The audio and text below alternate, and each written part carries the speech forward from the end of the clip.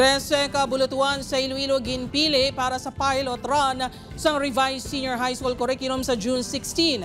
Pila ka senior high school graduates na pahayag nga nabudlayan sa pagpangita sang trabaho. Si Tess Ordales nakatuto. Kadungan sa pagsunod sa school year 2025 to 2026, ipatuman man ang strengthened senior high school curriculum sa basic education program. Sa Iloilo, 13 ka mga eskwelahan ang napilian para magpatuman sang pilot run sang programa kadungan sa pagbukas ng klase sa June 16. Sa revised senior high school curriculum, ginbuhina ng track sa good mangin simple ang pagtuon.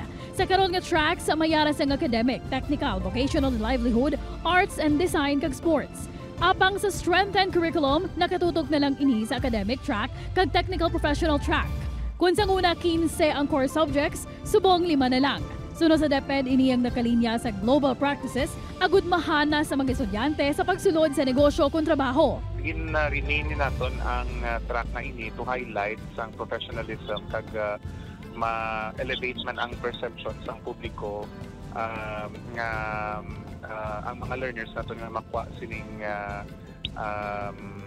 track, no? Sa technical professional track are future ready. Sunod sa DepEd, pinaagi sa ginpawaskog nga senior high school curriculum, hindi lang sa higher education ginaprepara ng mga estudyante, kundi mapasiguro nga maging handa ang learners kung magdesisyon nga magtrabaho.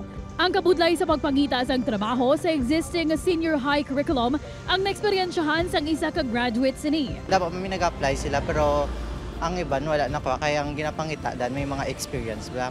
Tapos ako dan ang 5-year nga course. Apang para sa isa ka Iloy, mangin mapuslano naman ang curriculum sa iya bata nga bangod wala sang inugasto wala na kapadayon sa kolehiyo. Okay man kay kasi nakadugang na sa ila nga pag bala, maski hindi sila maka-eskwela college, may na tunan sila kahit papano.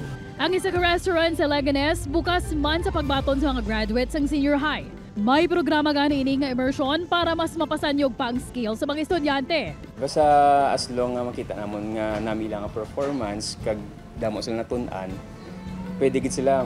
Upod kay Cirilo Renduque, Tess Ordales, One Western Visayas.